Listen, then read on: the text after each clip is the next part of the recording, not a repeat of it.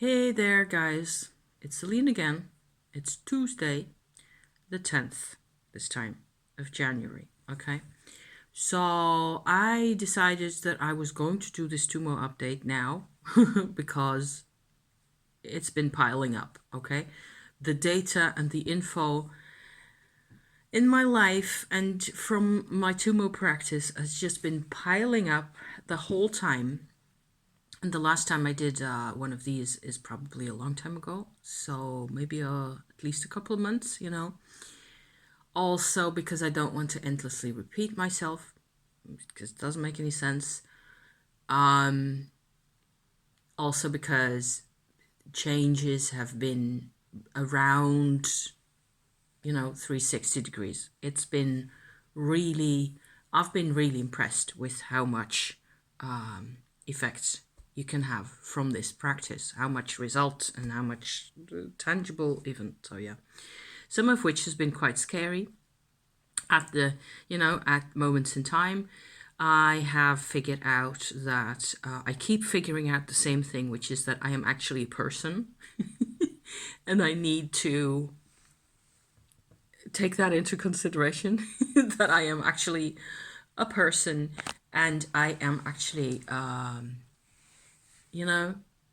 also vulnerable at points. And I'm not only a collection of systems.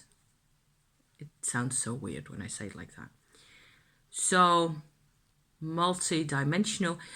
This is also going to be a bit of a witchy check-in, I suppose, I think, because I have other things to show and share. I have been enjoying getting back to my one of my old personal card sets. It looks like this now. This is from my printer. I have previously, I think 2 years ago or so, done a set of these kinds of little cards. So these are 9 little cards where the background is a rainbow picture. It's from my printer and my printer cartridge isn't like 100%. The lighting in this particular moment we're having here isn't 100% either. So maybe I should point out one that has a bit more contrast, like this, for example, where there's my favorite Mother Mary, 12th century Mother Mary statue from my neighborhood around here. There's old stone burial ground that's cut into a rock in the south of France. There's poplar resin on a bud like that from last year. I just felt that this deck that I have, which has 36 cards, could benefit from an extension pack, if you like, from the things I have done and experienced, some of them over the past 2 years. So since making those cards, I've actually gone through a couple of things. One example is right at the bottom here. There's actually these 2 things. There's a blue business there that looks kind of indistinguishable. It's plastic baby bracelet with a plastic unicorn on it that I bought at a thrift store, I think early last year or maybe late in 21 or so. And I've worn it a lot of times also on my channel occasionally because I felt that I just had a sort of a agreement with this bracelet that this unicorn is a friend of mine and supports me and stands for my capacity to take myself seriously as a person also. So there's that.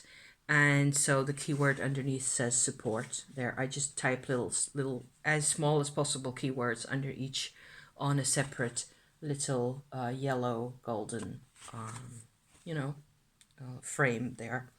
And on the other side, this dark one here, this actually was a really super impressive Black Madonna statue that we visited in France last year in the summer. And that was also like a huge deal. So each of these images means something to me personally. And I have a deck of 36 cards that is very similar to this that I made where this needs to, this was just glued together, so the paper on top of the orange cardboard. So this will have to sit here with some weight on top of it to dry at least until tomorrow before I can cut them and so on and so forth, you know. And then that will be my 27 card addition, 3 times 9, to the original set, and I will have to make a new bag for the whole thing to sit in, etc. I actually enjoy using the other cards quite a bit because I've got this huge bag. It's like this size, which, what is that, like a large melon size bag that contains an old tarot card deck from what is it, 16th century or so, and a couple of bits and bobs. And I really enjoy using the tarot deck as is, a tarot de Marseille, that is, an Italian one. And then sometimes I feel like adding more personal vibes to that, and that's what these rainbow oracle cards are for me. And I've messed around with making my own images and or using photographs sometimes, as is the case in this one. I also have a large collection of hand-drawn little cards that I also have photos of, and I've also worked with those on the computer and so on and so forth. Your girl has to have something to do, you know, around here, because this is where I am most of the time. It is winter. It's also very boring out here. So the winter in the Netherlands means that large periods of time, nothing much happens, which is yay, because it's peaceful and quiet and you can do your own thing. But you have to also, you know, figure out how to do that, how to live by yourself. So that's been part of my kind of a situation, as I have been, you know, telling you about for quite a while now. And it's just the same like that, you know. Only more of the same, to the extent that I used to have more volunteer work, and I miss it. I really do. But there have been, you know, different issues with volunteer jobs in the past, where either the shop or place that I went to just stopped existing all of a sudden. That's happened recently with my local history society that I went to. And it doesn't really matter that much what kind of work I do. I notice nowadays that if I come out again to start a different type of volunteer job, I am going to have to think about this very carefully, and probably, you know, I would like to have a kind of an activity eventually that that means being creative, you know, and or sharing creative endeavors with other people. That would be really cool to have. And but it has to be about a bit more. I'm thinking of another, like a repair shop that they got over here that suddenly just went through my brain. The idea went through my brain that I've never gone to see those people, whether there was anything I could do to help, you know, because in terms of, for example, fixing clothes and repairing clothes or textile or, you know, bits and things with fabric is something I could do. There's a couple of other things that I could actually do, only not electronics that much, not repairing those kinds of things. And also I'm not really, you know, really proficient or good enough at things like woodwork or things like that. But I might learn, you know, I might learn to use. It's not completely impossible, but being creative would be much more of a criterion for me nowadays to come out and do volunteer work again. I used to do any kind of volunteer work in the past, as so long as I was with people, which of course is an important part of the whole thing. But being alone for such a long time, post-COVID, post-pandemic, actually, it seems like a lot of my social, you know, groups and things that I used to know all disintegrated one after the other, and it's very sad, really. And I'm thinking in particular of my fair trade world shop kind of places that we used to have around here, and they're all gone. You know, most of them are gone, or they're too far away for me to easily get to, and I wouldn't mind taking a bus, but it has to be feasible. You know, it has to be workable in some way or another, and certainly not on a regular basis. There's just no volunteer work of that type to be found anymore, and especially in retail, which I used to enjoy hugely. You know, where you meet customers, you meet clients for things, you have to deal with business. That used to be great fun, but it's in the past. So changing life, right? Life changes. So yeah. So for me, the whole Tummo thing, which is why I'm here. Yes, I'm actually here for the Tummo. 10 minutes in and I talked about everything else, nearly. I was going to let myself do a witchy check-in with 2 more bits, okay? So that's what I'm here to try and do. And yes, I have washed the hair, by the way. So this is what it looks like. It doesn't even look all that super better compared to yesterday. I did brush it a couple of times, and there's a tiny bit of hair oil in there, and it doesn't really look all that different from what it looked like yesterday. So, but it's lighter though, with less of the hair oils in. So there. In parentheses, okay? This is why my efforts all go to the Tummo nowadays. Because it's what I've got left. It's also, it keeps pulling me back. I keep getting new results. That is kind of what I do nowadays, apparently. And I do want to go out and have coffee with people and chat and have to, you know, figure out little practical things with people, and it just doesn't seem to happen. So Tummo it is, you know. So yeah. So in case you're wondering, if you've never been here, hi, welcome. I am a Tummo practitioner of the West, and I don't think there's very many of us. Tummo is a Tibetan meditation / energy work approach or practice that once you have got it started, you will either run away from immediately and never think of it again and stay away from it as far as possible, or you will be completely seduced into the wonderfulness of all the energies, and then it is a contract for life, you know. So that is what that does. It is it allows for a whole lot of healing practices. It allows for a whole lot of new understanding.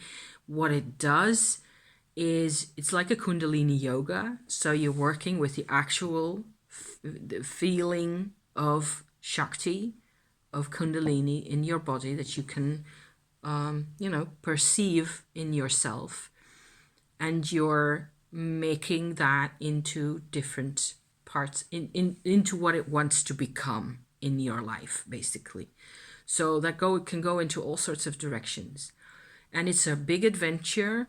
And it's occasionally actually quite scary, but not normally, I would say. It also depends on your personality type, whether this is something you should consider at all, or how safe do you want your life to be. It's not really, it's safe to do, I think, because you are supposed to be in control with Tummo. That is definitely my viewpoint in this whole thing. You're not supposed to let the fires just rage and be, you know, crazy, and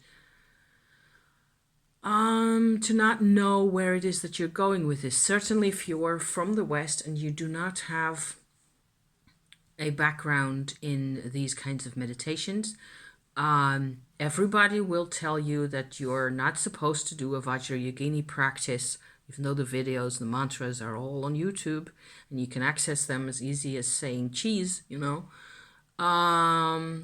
You're not supposed to do any practice without having had guidance from somebody who knows what they're doing. And I think personally that I have had the guidance in a previous life, because I will probably get to that at some point in this whole story here. So I've just felt really drawn to it, and there's enough people, plenty people, who will say Tummo is free to use. You can find, you know, the ways to do it, and It's not that you're not free to do it. It's just that you have to be sure you're safe, and it can be challenging. Okay. Okay, so I have made videos before. I have been doing this practice now for nearly 3 years. Actually, it is 3 years because this is January, right? I started in 2020 in January. I've made videos about how you can go about this. Tummo techniques. It's in a playlist on my channel. Quite a few of those videos. I do not want to share too much of this kind of intel because I don't want people to get into this unless they're quite confident that this is the right approach for them, the right practice, because it really changes your life, and that's why I'm here. I want to share my experiences, okay? I want to put out what it looks like for me, and with as much info as possible, so that may serve as some kind of a database eventually in the future. Is my the fairy tale in my brain that will actually serve as a database, for what can happen in this kind of situation. And it's not ever really dangerous. I've noticed, for example, that this energy that you work with, even though it is really powerful and it can get out of control sometimes, it also tends to subside by itself. It also tends to use only the paths that it is familiar with inside you, whether that be physical or emotional, psychological paths. You can, let's say that if you continue practicing, you are well on your way to getting more psychological and emotional integration to happen than is normally possible. This is the ultimate tool for psychological integration. So for connecting fragments inside us that have gotten separated through whatever cause in the past, things like that. So I need to have my drinky often because I don't do lengthy talks nowadays that much. So I need to get back into, need to lubricate the pipes here. So as a part of my actual proper update thing here, I think I will have 3 parts to this video so far. The first one having to do with my husband. So I have talked about this before. I will try and find previous Intel videos that I made about this, because in early September I did a kind of an energy treatment, so an energy working with my hands only for my husband, because I felt that it was a good idea to do at the time. Okay, so since then there have been quite a number of developments. I've talked about some of those. In between other things, I want to sort of draw that whole thing center front stage right here, because by now we have had a couple of months, so 4 months really, of developments also on his side, where some of those there's been unexpected results, so to speak. Okay, so first of all, the energy treatment that I did involves one aspect of this type of energy work, this type of Shakti work, which I call Shaktipat. I think it is a natural and nearly unavoidable, I don't see why you would want to avoid it, but yes, unavoidable sort of a side effect of doing Shakti work. So Tummo is not the same thing as Shakti. Tummo is what Shakti becomes if you go through the couple of steps that lead to this kind of a consolidation, But you become so much more used to it. It has a life of its own. It tends to do itself also large parts of the time. You tend to have to relax. If you're relaxed enough, the whole thing will start up by itself. And certainly for me now, that is not a problem. I can sit here and talk to you and have the things going around my channels and just feel that it's active because I watch out for that and I practice my things every day, you know. So one side effect is Shaktipat. That's an official term from people who work with this kind of stuff from India, where there's a kind of, what happens is you get kind of a communication between your Shakti that is active and being trained and conscious and part of your human life, so to speak, and another person's Shakti energy.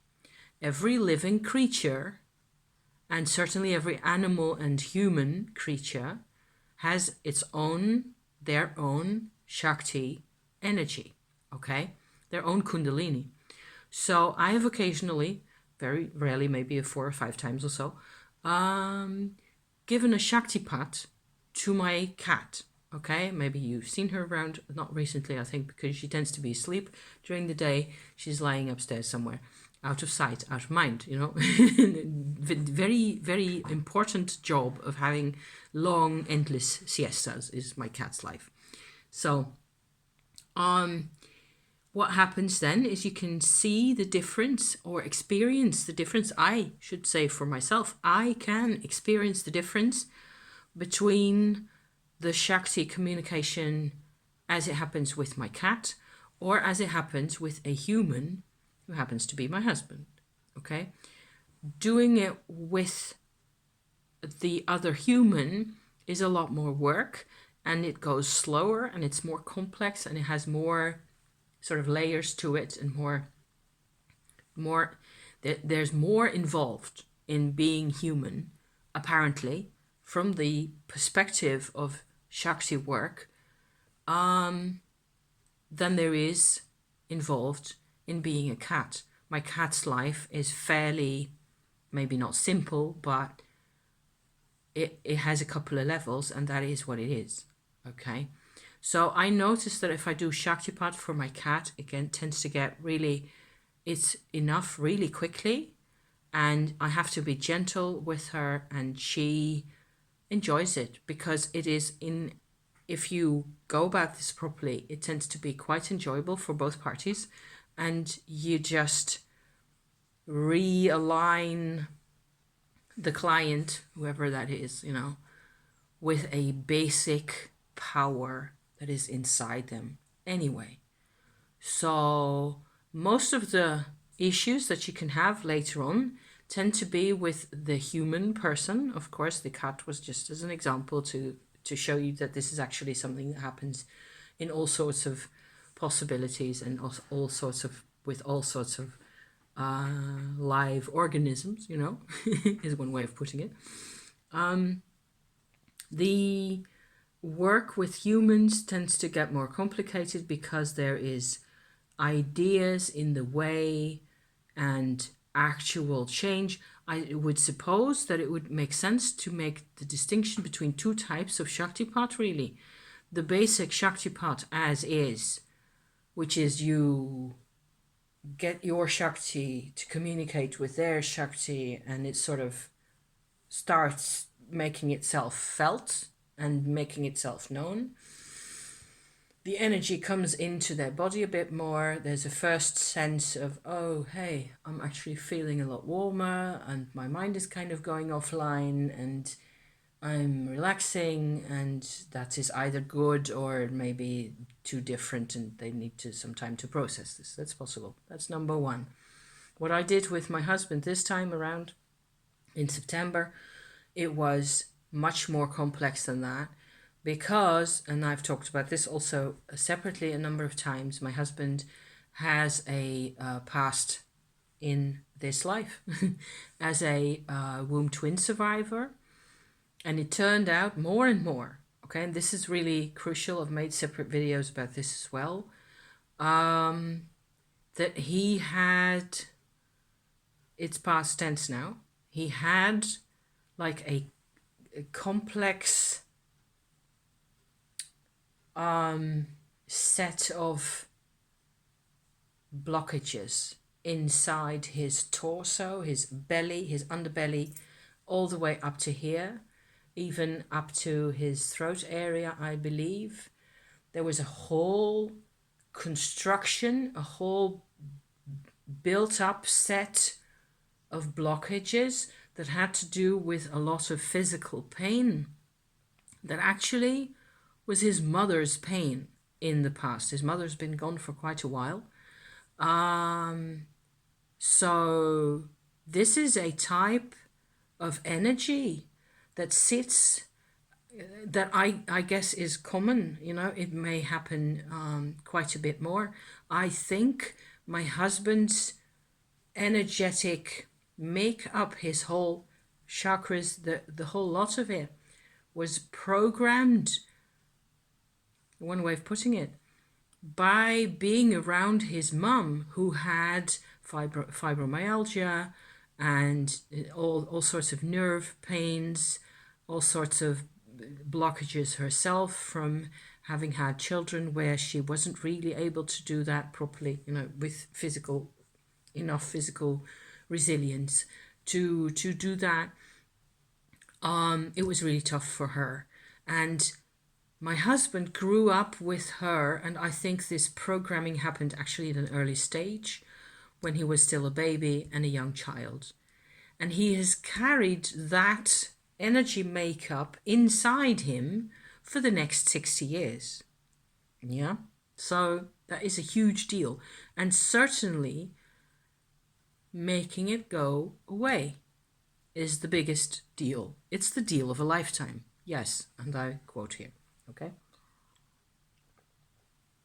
I was watching Shrek #4, Shrek Forever After, or whatever it is, last night. So the deal of a lifetime. And then, it can go on for an hour about how it is a deal of a lifetime for my husband. He should be making that video himself, but that's not his jam at all. So then, after having said how much of a deal it is for him personally and what kind of things happened and all that stuff, there is the effect of the kind of person he is becoming on me now, okay? Where I have to realize all of a sudden, like, I am also now more a flexible, somewhat intelligent human female who's, having to make it up as we go along, and if I figure out how to interact with a person who is suddenly a lot more emotionally volatile, he doesn't really get upset so that you'd notice that much, and he doesn't really speak emotions more easily than before. But it is, I can feel it. I can feel what happens, and after a little while, so can he. And everything is just so much freer inside him. So there's getting used to that for himself. There's getting used to him being that way for me. Okay? So there's this whole relationship is like what did I say just now? I wrote it down. It's like the foundations are shaking. Yes, that's what it is. And I used to be quite dependent. I'm still dependent, financially for everything on him. I used to be emotionally and mental health-wise, dependent on him. And if he has emotional outbursts, even if you don't see it, it's affecting me and it's triggering. So there's been a lot of triggering going on over the past 4 months. I don't mind saying, it has been quite difficult occasionally, where the first hurdle would have been each time, the first hurdle is to figure out what it is that I am faced with. Why am I triggered? What am I triggered by exactly? What's going on here? And then communicating that, trying to make sense of that together, where he needs to be able to see what it is that I am seeing. And we often spend an hour or so, or maybe slightly less, figuring out what it is that's actually going on. And there's vibrational issues to this. It is like he brings things into the house which are not normally here because it's just me here, you know, stuff like that. So it's it's complicated. And on the other hand, it has also been freedom gained, because it may be a lot of work, but it's worth it. And I made a video last week about being able to have a different relationship with family members because of the way people saw us in the past and us not really seeing ourselves that way anymore. So we had to rearrange things. It's all in the video, you know? So that kind of thing, that kind of newfound freedom that feels really good, it's also still kind of insecure and kind of iffy how it develops, you know. I can still get really triggered. I can get triggered every single day of my life, and when I get triggered, it's like, okay, I'm being confronted with somebody's horrible mood again. I am powerless to change anything about the mood. I have to go in and talk about all the things. All the things. You know, even when I was happily off with my cards or doing whatever, or reading and just trying to have my own life, you know, and then, I am being asked to, I'm flown in, as we tend to call that. I am flown into the situation where I don't know anything, and he's not really necessarily a very wordy person, so he doesn't come out with a lot of text as to what's been happening. We have to figure it out together. So, you know, getting it all sorted and getting it organized. And luckily, I know most of the people he deals with and what they're like and what the challenges tend to be. So it's not like it's a big surprise most of the time, but yeah. So I have my little notes here. The interesting thing is that actually a part of these kinds of emotional responses that he's having nowadays, I would love to have him make a video about that, but I don't see that happen anytime soon. A lot of that is new territory, actual, real new territory that has become available to him because this kind of old crystalline structure that wasn't even his own to begin with, but it may have impacted him from his mother because he was ultra vulnerable to her, because together him and his mum lost his little twin brother at the before he was born, when he was probably like yay big, you know. And that had this whole effect on this whole thing, and it just crystallized into this whole thing at that time. Maybe this whole crystallizing of this kind of energy pattern, all the pains were there. My Shaktipat is not only a giving of energy or a sharing of Shakti between things, it becomes a Shakti readout, okay?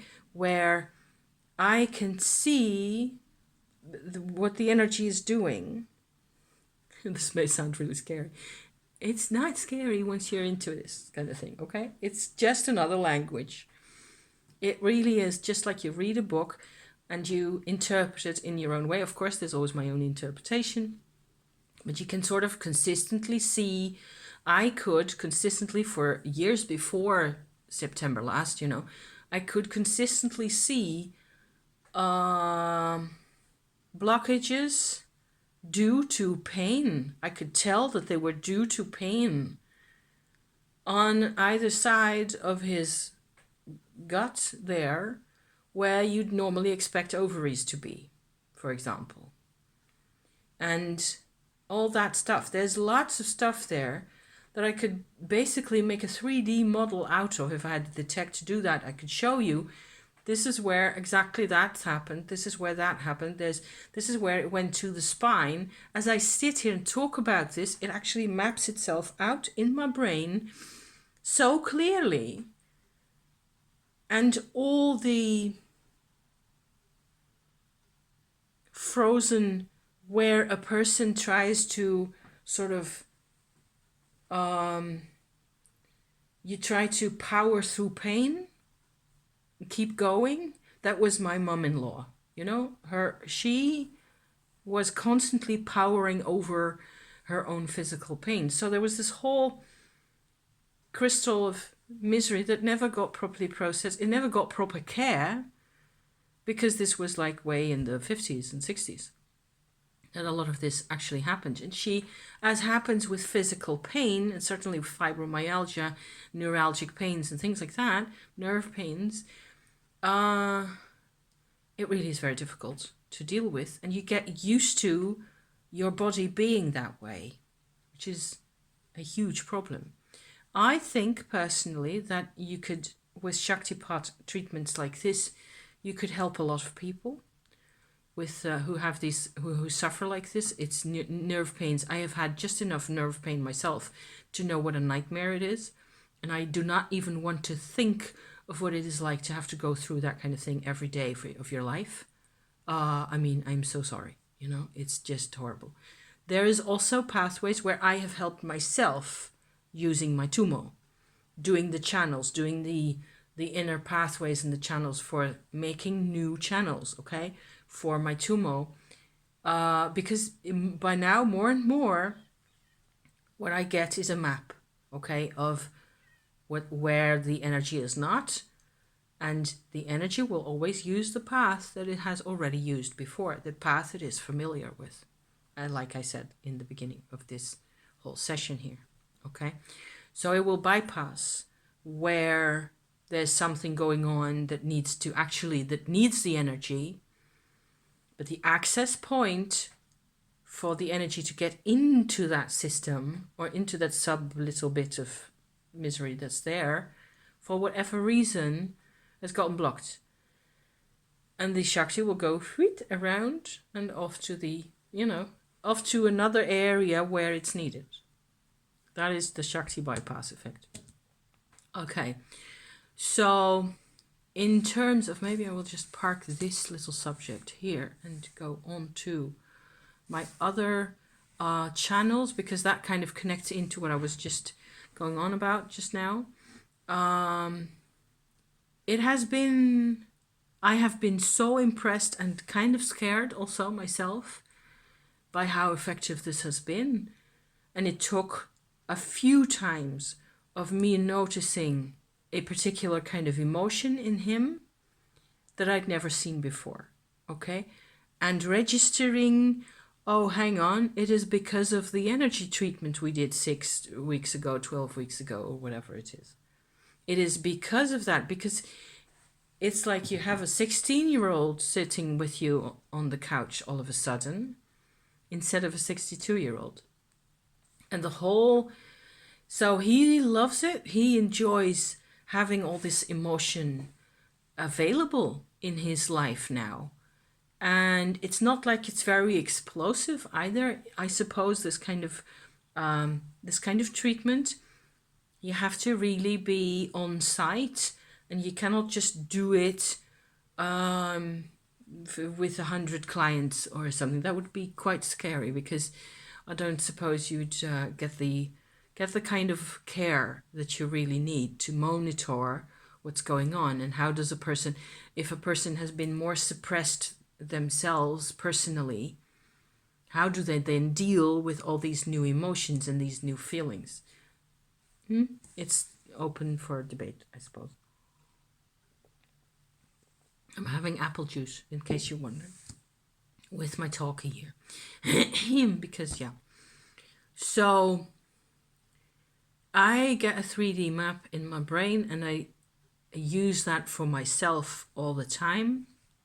I have been my most effective new pathway that I've already been using for over a year, I think, has been when the Tummo field is strong enough that you have to believe that that's what I'm for now. You just have to go along with my tale here. If this is not your own practice, then maybe it will just sound like Chinese to you. There's a point where the field is strong enough, the energy comes into your body and it tends to build up, okay? So you get a certain field at some point. You can actually reintroduce that field into your chakras, like so. And at first you have to imagine what that is like, and then you start feeling around for, oh, hey, if I do it exactly on that point, that actually feels a lot like my heart chakra. So you can experiment with those kinds of things. That's really useful. My pathway nowadays tends to be into my belly button. And somehow it makes sense because your belly button has, of course, been connected to your umbilical cord. And so there's like a programming that's still sitting there in this area of your belly, like there, okay, where it was a programming that was made that served to build your body, to build your manifest form that you have.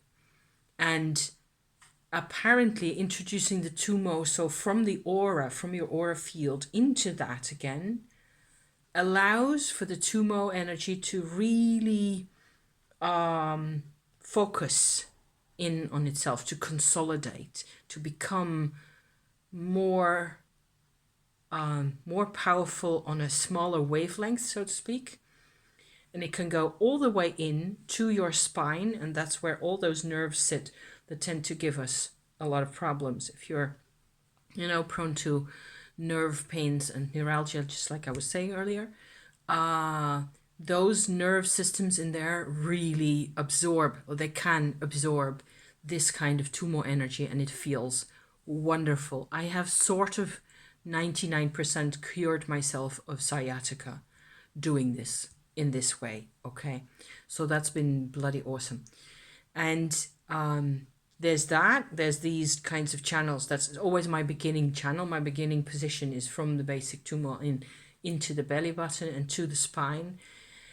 Then from there, I can use the level of Tummo that it has become at that point to go into different areas. And I have come to work recently a lot with a sort of a channel. I believe it has to be a proper channel, only it has never been one in my own life, really, which would sit on the front of me here on my skin and inward for about an inch or so, maybe a bit less, and an inch wide. So it is like a channel that connects the bases of your chakras, if you like. It actually sits inside you as well. It's not like on your skin only. But that part, so this whole sort of a little window frame there going down like so, seems to have most strongly what I call self energy. Okay, I have to have words for all these things. It's just my MO. I'm sorry. But where all the other parts of your body and your person can be the vibration of working with things, and they are your hands and your feet and your arms and your legs are at the service mostly, I think, of the whole of the person is the idea. Okay, so they're not vibrationally so specific, even though your handwriting is personal. There's probably some kind of a branch off from this middle personal channel. Okay, not middle channel, because that's the whole different part of the kit. Okay, the personal channel has little branches going into your arms like this, which makes left and right hand writing and drawing into an interesting exercise. Okay, so there's things like that. I've not really looked at that aspect yet. I was just really busy with investigating emotion, okay, and personal impact onto parts of myself. I have had the toughest time of all yet getting Tummo to come into this area here, which is like thymus gland, I think. I have to look that up again. It's like higher heart area, and above that there's like a maybe an inch and a half or so square cube, really, also going in. That is like, it is made of bone, and for some reason getting the energy to go in there and to come out and do what it has to do, what it should have been doing, is just endlessly difficult. But I am building up the energy inside that personal channel, coming up actually from my second chakra, more or less, all the way, and it's like slowly, more and more starting to become aware. I have a life apparently where I have to work with and be aware of all sorts of different levels, different dimensions at the same time, or close packed together. This is a multi-dimensional crystal going on in here in my life, where I do not really, of course, have the capability to speak eloquently enough. Maybe it sounds that way, but it's a lot of work to get I cannot even start to convey to you how much work it is, sometimes to just keep track of things that want my attention. It's endless. So another interesting part to this, and I'm thinking of incorporating this after all now, because it makes more sense that way, in here, okay? The Tummo levels, as they are in here, each time there's a new area that becomes part of the whole process. It affects that place, has a particular energy to it, and it affects the rest of the whole of the Tummo. And the Tummo changes and becomes more effective and more powerful and more versatile all around. So that tends to be really exciting and really interesting.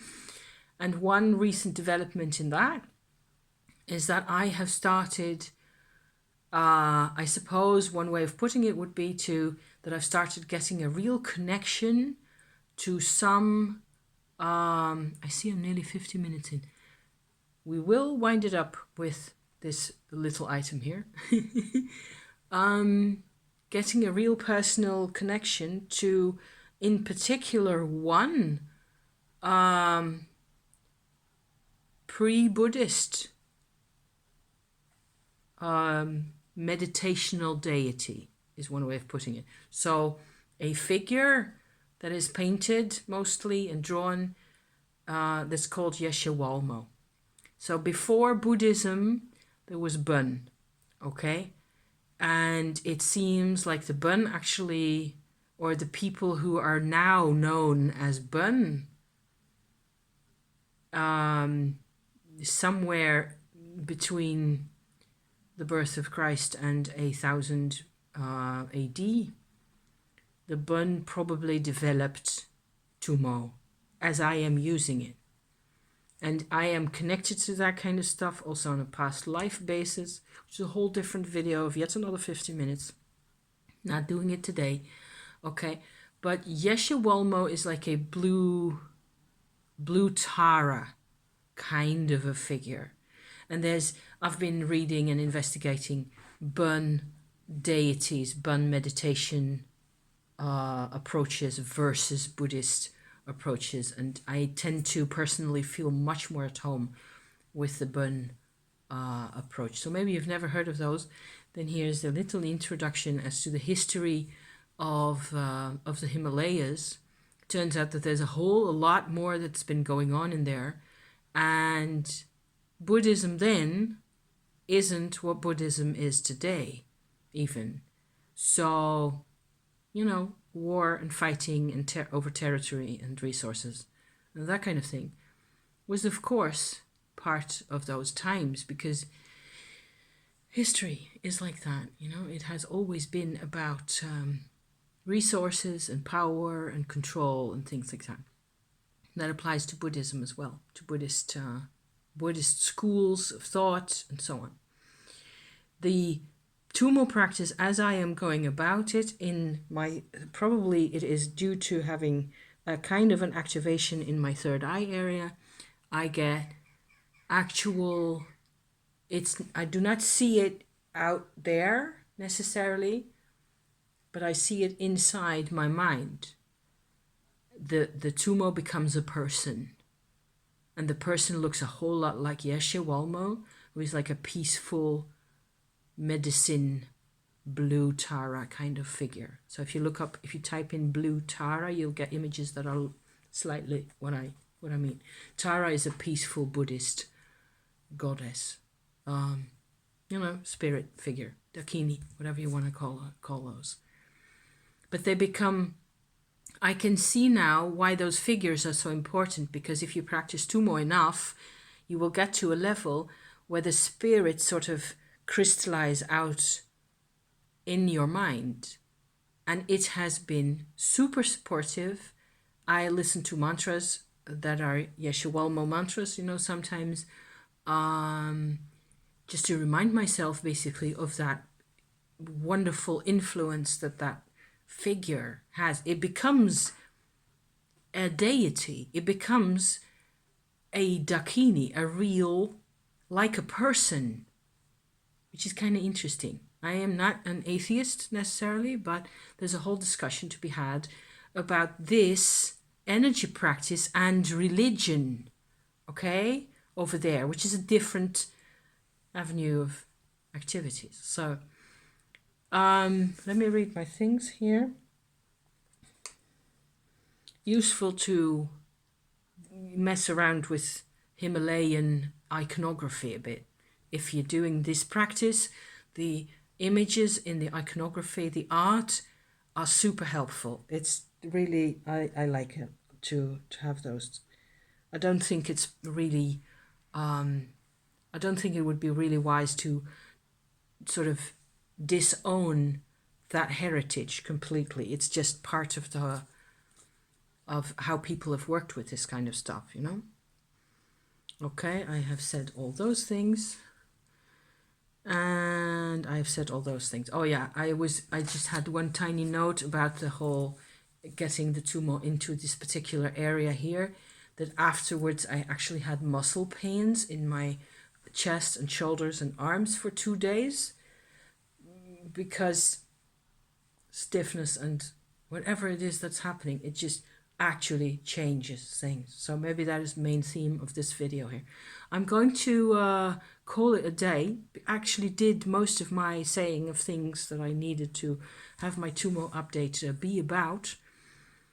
Thank you so much. If you've been here this whole time, I salute you. And more, fun to be had. I must say my relationship with my husband is improving, obviously, in ways that we never expected to need.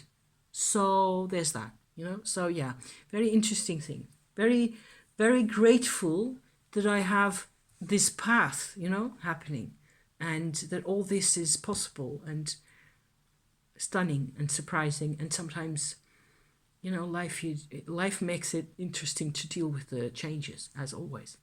Thank you for watching, and I will hope to do smaller and slightly less convoluted videos, in the near future. But this was a big one. I needed to do this one. So thank you for being here, you guys. Bless you. And see you next time. Okay, ciao for now.